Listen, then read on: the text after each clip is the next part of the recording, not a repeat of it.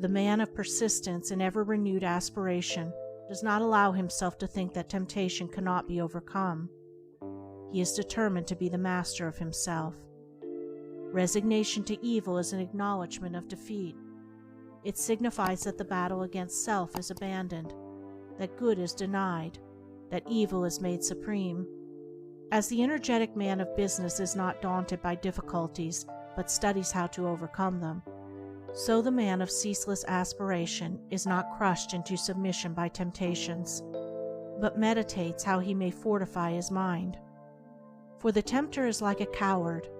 He only creeps in at weak and unguarded points.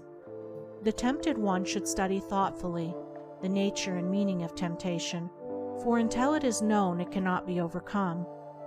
A wise general, before attacking the opposing force, studies the tactics of his enemy. Likewise, he who is to overcome temptation must understand how it arises in his own darkness and error, and must study, by introspection and meditation, how to disperse the darkness and supplement the error by truth. The stronger a man's passions, the fiercer will be his temptations. The deeper his selfishness, the more subtle his temptations. The more pronounced his vanity, the more flattering and deceptive his temptations. A man must know himself if he is to know the truth. He must not shrink away from any revelation which will expose his error. On the contrary, he must welcome such revelations, as it aids to that self-knowledge which is the handmaid of self-conquest. The man who cannot endure to have his errors and shortcomings brought to the surface and made known, but tries to hide them, is unfit to walk the highway of truth. He is not properly equipped to battle with and overcome temptation. He who cannot fearlessly face his lower nature cannot climb the rugged heights of renunciation. Let the tempted one know this, that he himself is both tempter and tempted, that all his enemies are within, that the flatterers which seduce, the taunts which stab, and the flames which burn, all spring from that inner region of ignorance and error in which he has hitherto lived. Knowing this, let him be assured of complete victory over evil. When he is sorely tempted, let him not mourn therefore, but let him rejoice in that his strength is tried and his weaknesses exposed.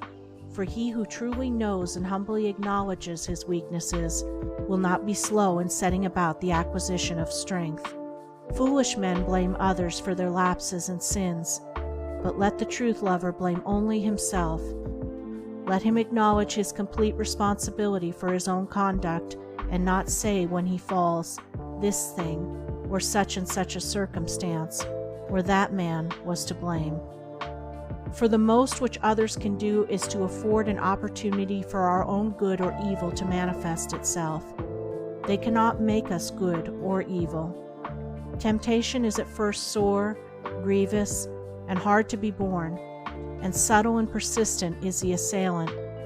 But if the tempted one is firm and courageous, and does not give way, he will gradually subdue his spiritual enemy, and will finally triumph in the knowledge of good. The adverse one is compounded of a man's own lust, selfishness, and pride. When these are put away, evil is seen to be naught, and good is revealed in all victorious splendor.